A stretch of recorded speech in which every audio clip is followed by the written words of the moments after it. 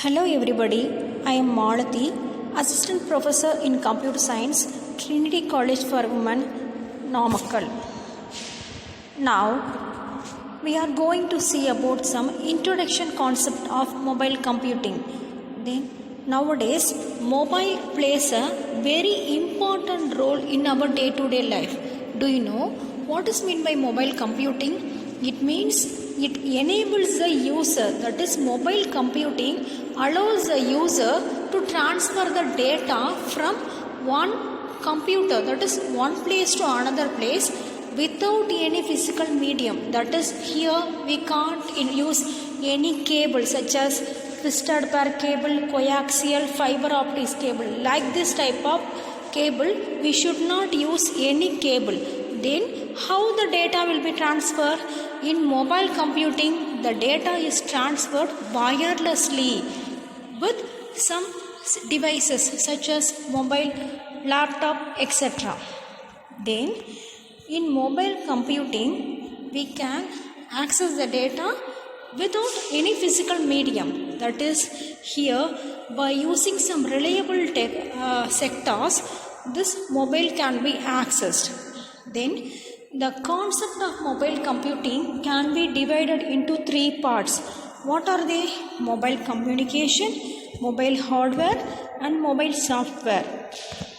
Then here the data is transferred without any physical medium. That like means here we should not use any cable. Through wireless, the data is transferred from one computer to another computer.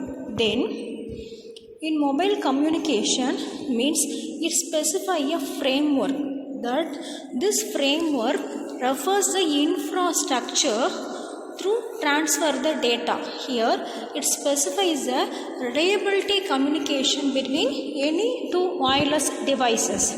Now this wireless communication, that is mobile communication, will be either fixed and wired or fixed wireless, mobile and wired, and mobile and wireless. Now fixed and wired means in fixed and wired, here the devices are connected through a physical link. That is, in our desktop computer, personal computer is said to be as fixed and wired technology. Then what is meant by fixed and wireless? In fixed and wireless, the data can be transferred through a wireless link. For example, we can see the communication tower, Wi-Fi, that is said to be a wireless configuration. Now we can see the third one, mobile and wired. In mobile and wired communication, here some devices may be wired and some devices may be wireless. For example, we can see the laptop. Then fourth one is the mobile and wireless. In mobile and wireless, the data can be communicated with two relevant devices. For example, the Wi-Fi dongle, here it's a small component. Through the Wi-Fi dongle, here the data can be transferred from to any devices. Now the second one is a mobile hardware.